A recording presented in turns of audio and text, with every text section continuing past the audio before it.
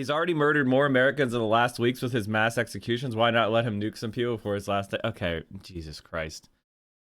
Don't stress me out, chat. We have 24 hours and 40 minutes of Donald Trump's presidency left. And they are going out like the little bitches they are. Have you noticed the promo code 88 gives you 60% off on mypillow.com? Is that true? Holy shit. So we're going to talk about why slavery was okay. Oh God. The 1776 Project is... I'm not going to even change. I'm just going to close my title for a second. Oh my. The 1776 Commission takes historic and scholarly step to restore understanding of the greatness of America's founding. 1776 Commission, comprised of some of America's most distinguished scholars and historians, has released a report presenting a definitive chronicle of the America's founding, powerful description of the effect of the principles of the Declaration of Independence have had on this nation's history, in a dispositive rebuttal of the reckless re-education attempts that seek to reframe American history around the idea that the United States is not an exceptional country, but an evil one. Oh my God. This is so fucking cringe. Challenges to America's principles. Slavery, progressivism, fascism, communism, and racism and identity politics. Oh my God. Oh my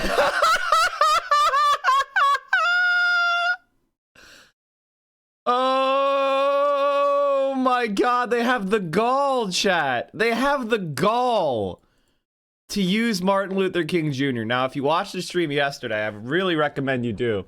We talk about the real Martin Luther King Jr. They have the gall to use him. It's unbelievable. Oh, it's what...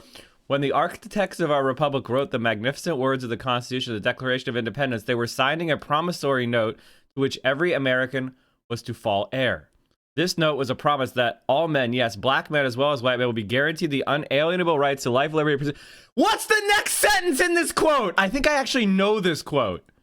Oh my God. Instead of... Wait. Oh my God. It is obvious today that America has defaulted on this promissory note insofar as her citizens of color are concerned. Instead of honoring this sacred obligation, America has given the Negro people a bad check. A check which has come back marked insufficient funds. Oh my, they quote mined Martin Luther King Jr.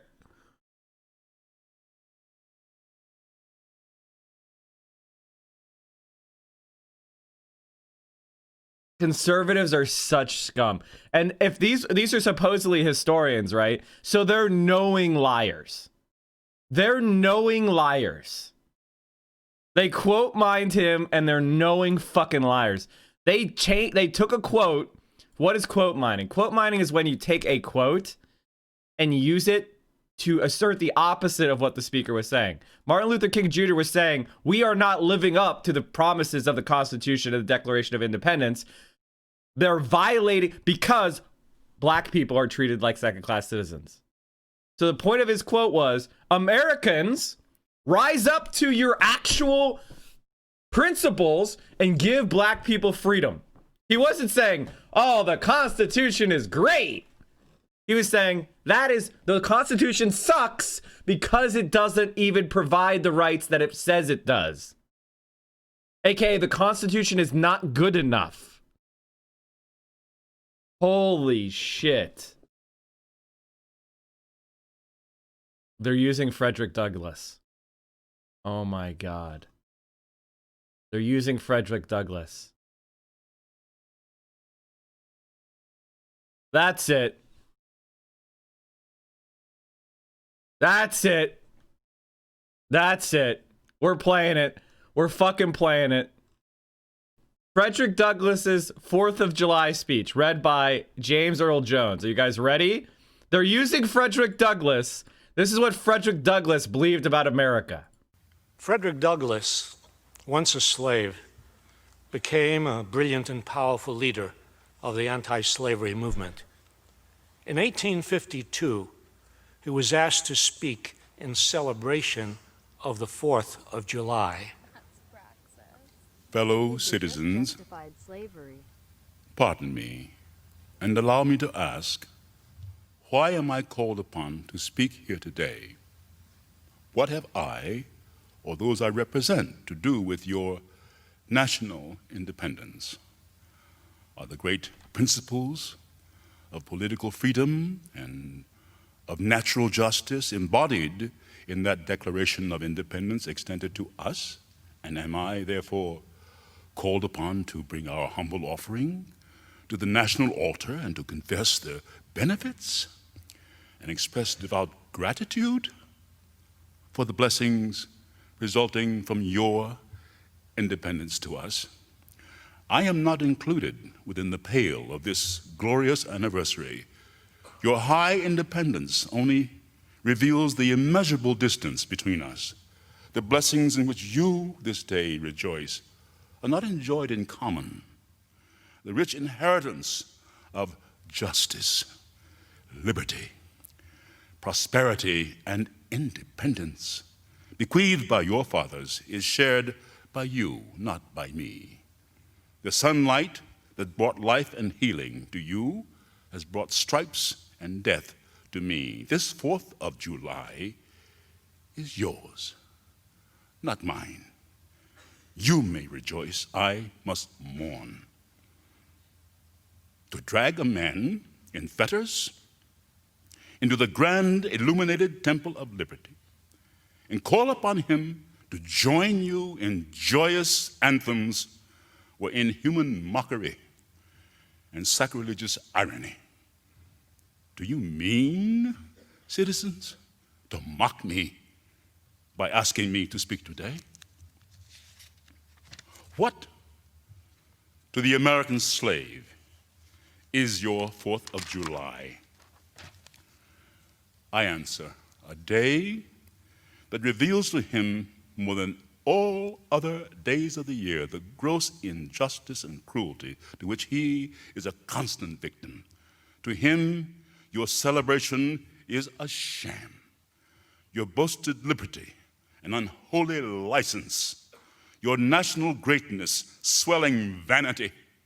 Your sounds of rejoicing are empty and heartless. Your denunciation of tyrants, brass-fronted impudence. Your shouts of liberty and equality, hollow mockery. Your prayers and hymns, your sermons and thanksgivings, with all your religious parade and solemnity, are to him mere bombast, fraud, deception, impiety, and hypocrisy, a thin veil to cover up crimes that would disgrace a nation of savages. There's not a nation of the earth guilty of practices more shocking and bloody than are the people of these United States at this very hour. At a time like this, scorching irony, not convincing argument, is needed. Oh, had I the ability and could reach the nation's ear, I would today pour forth a fiery stream of biting ridicule, blasting reproach, withering sarcasm, and stern rebuke. For it is not light that is needed, but fire. It is not the gentle shower, but thunder. We need the storm, the whirlwind, the earthquake. The feeling of the nation must be quickened. The conscience of the nation must be roused. The propriety of the nation must be startled. The hypocrisy of the nation must be exposed, and the crimes against God and man must be proclaimed and denounced. That was James Earl Jones. That's the words of Frederick Douglass on America. And here they go again, using him, lying about him. Just disgusting. Slavery was a challenge to America's principles. Slavery was enshrined in the Constitution. Its very text says that a black person will be counted as 3/5 of a person. Rebrand as Michael from the Commonwealth of Pennsylvania. Thank you, Astro B666. That's what it says.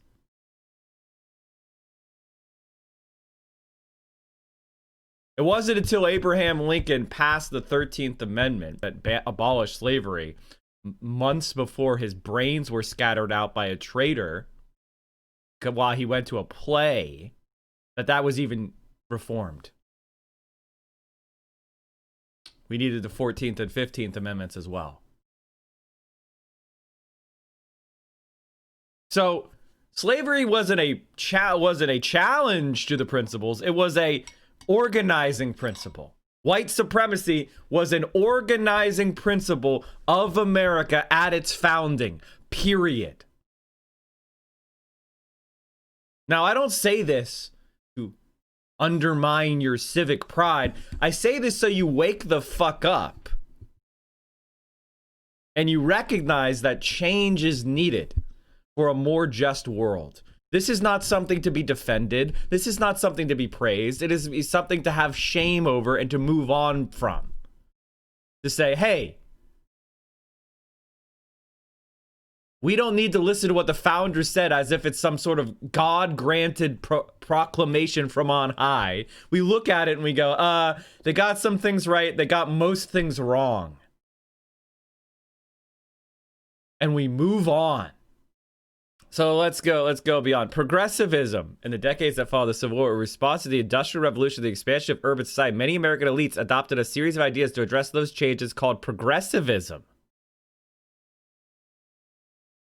So this is actually not what happened. Progressivism was a movement of workers and farmers to fight back against laissez-faire capitalism that was ravaging the country ecologically, socially, economically. You fucking lying scum. Though not all of one piece and not without its practical merits, the political thought of progressivism had held the times, had moved far beyond the founding era, and that contemporary society was too complex any longer to be governed by principles formulated in the 18th century, which is self-evidently true. Progressives believe that America's original software, the founding documents, were no longer capable of operating America's vastly more complex hardware, the advanced industrial society that emerged since the founding. Progressives believed that there were only group rights that are constantly redefined and changed with the times. Indeed, society has the power and obligation not only to define and grant new rights, but also take old rights away as the country develops. Based on this false understanding of rights, the progressives designed a new system of government. Instead of securing fundamental rights grounded in nature, government operating under the theory of the living constitution could constantly evolve to secure evolving rights. In order to keep these up with these changes, government would be run more by credentialed managers who would direct society through rules and regulations that mold the currents of the time. This is one of the dumbest things I've ever fucking read. Despite the determined efforts of the post-war Reconstruction, Congress to establish civil equality of freed slaves, the post-bellum South ended up devolving into a... Wow! I wonder how that happened. Can you say states' rights? Can you say states' rights? Jim Crow laws enforced a strict segregation. It would take a national movement comprised of people from different races, ethnicities, nationalities, and religions to bring about an America fully committed to ending legal discrimination. Social justice demands equal results. That's not what it says, you fucking idiot. Holy shit.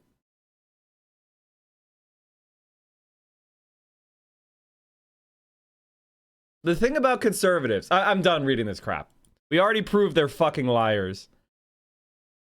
The thing about conservatives, when they say stuff like it requires equal results, is they're just lying. They're just making shit up. So how do you debate with someone who just makes shit up whole cloth?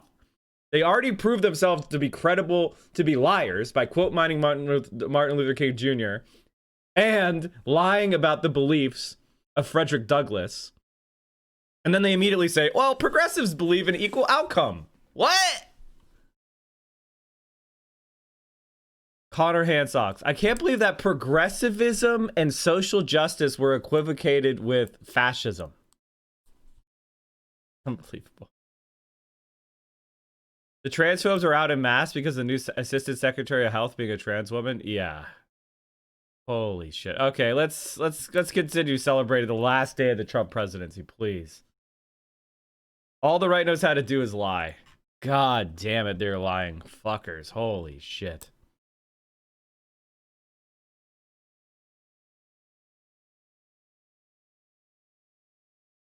Charlie Kirk doesn't even have an undergraduate degree. He's never attended a 4-year college. Do you know that, chat?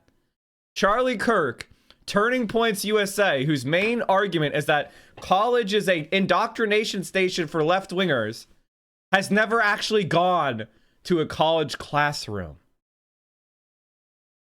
Well, Charlie, how do you know it's an I just know it is! Did you go to a class? No. Did you read a book? No. Oh, okay.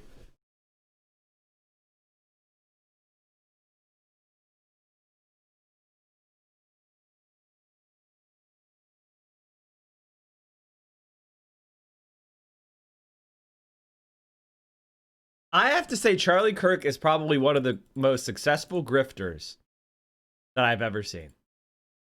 Yesterday we did the Kirk slider, otherwise I'd do it again. You know what? Fuck it. I live like